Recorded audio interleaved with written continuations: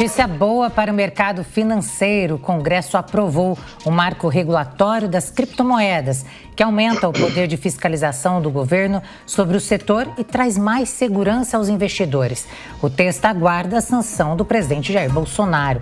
Para explicar o que muda com a nova lei, vamos conversar com o Felipe Carteiro, advogado especialista em direito digital. Seja muito bem-vindo aqui no Jornal da Manhã. Um bom dia para você.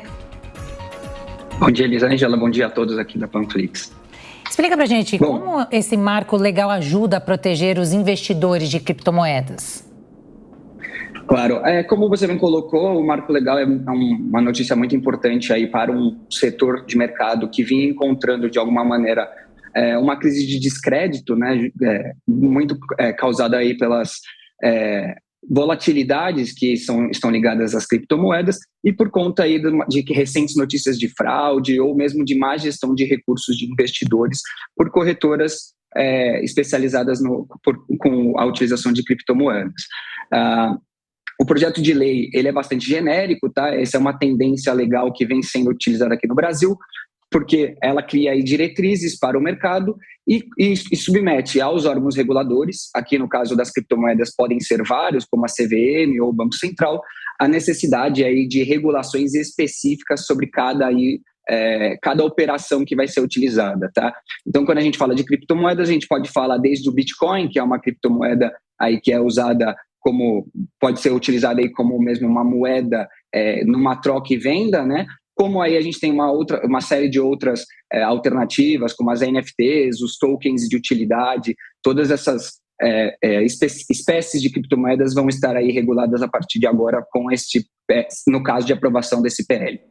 Pois é, agora, doutor, eu vou na contramão, vou fazer um pouco o papel do advogado do diabo, porque não me parece uma unanimidade. O excesso de regulamentação, as travas impostas eventualmente por um governo não podem prejudicar o investidor? As criptomoedas não apareceram justamente como sendo uma alternativa ao mercado financeiro tradicional? Então eu queria que o senhor explicasse o que na prática muda para os investidores com essa lei, caso ela seja sancionada.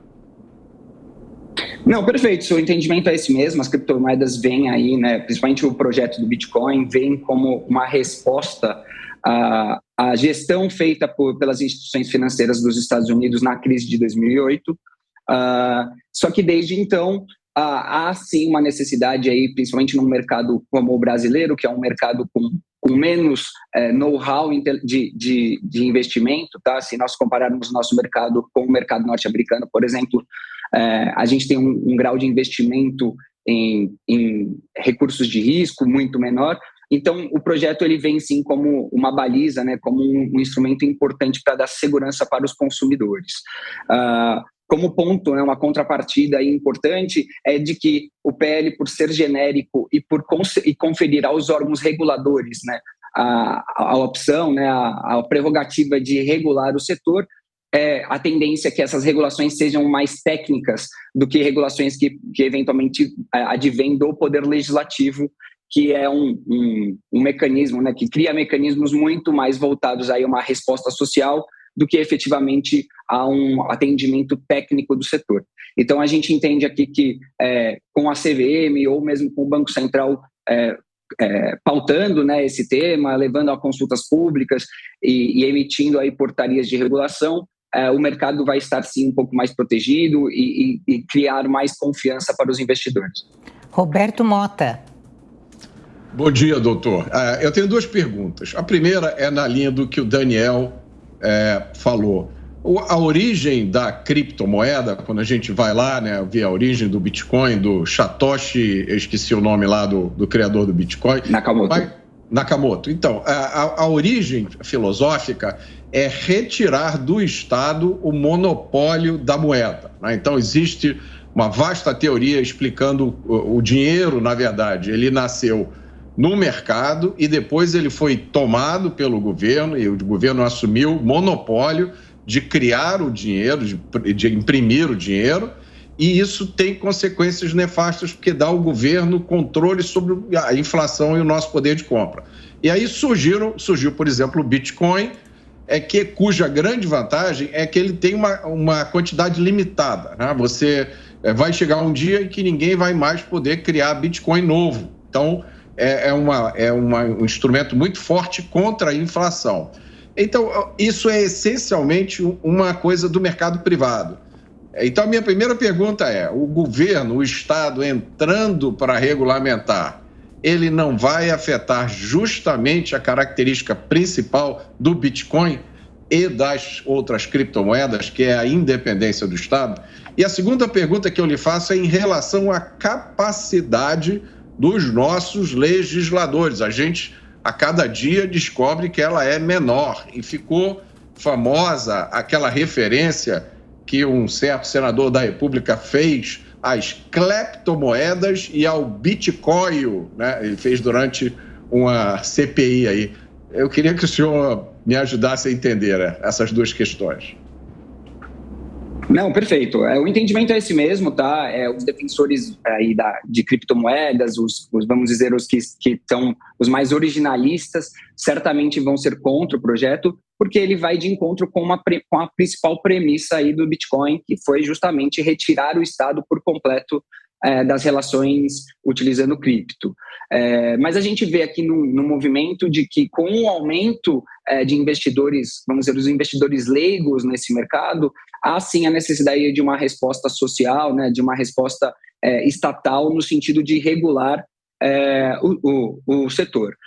O que a gente tem que ficar de olho, o que é muito importante, é que essa regulação não seja uma regulação tão extensiva a ponto de tirar justamente essa característica aí de desregulação das criptos, tá? E é por isso que um dos pontos importantes do projeto é justamente aí a necessidade de que órgãos reguladores façam essa regulação, tá? Então, já respondendo a sua segunda pergunta, de fato, o nosso legislador ele não tem uma capacidade técnica tão apurada para que questões como essa sejam respondidas apropriadamente. Então, a gente entende que setores do Banco Central e da própria Comissão de Valores Mobiliários, né, a CVM, que já vem fazendo um trabalho bem importante com relação à tokenização, com relação aí a característica de alguns tokens como valores mobiliários, que essas regulações venham aí com um sentido bastante técnico que norteie o mercado e dê mais confiança, sim, ao investidor. Mas é, de fato, um tema que a gente precisa ficar de olho para que não haja aí uma interferência estatal a ponto de, vamos dizer, sufocar, né, a principal característica aí das criptomoedas. A gente pode falar que essa norma não causará assim, um grande impacto, mas dará maior segurança assim, jurídica ao mercado e ajudará também a prevenir crimes? Por hora, sim. A legislação, ela tem um prazo agora de, como foi informado, né, ela foi aprovada pelo Congresso, ela tem que ser sancionada pelo presidente Jair Bolsonaro até dia 21 de dezembro, e a partir daí ela tem 6 meses para entrar em vigor.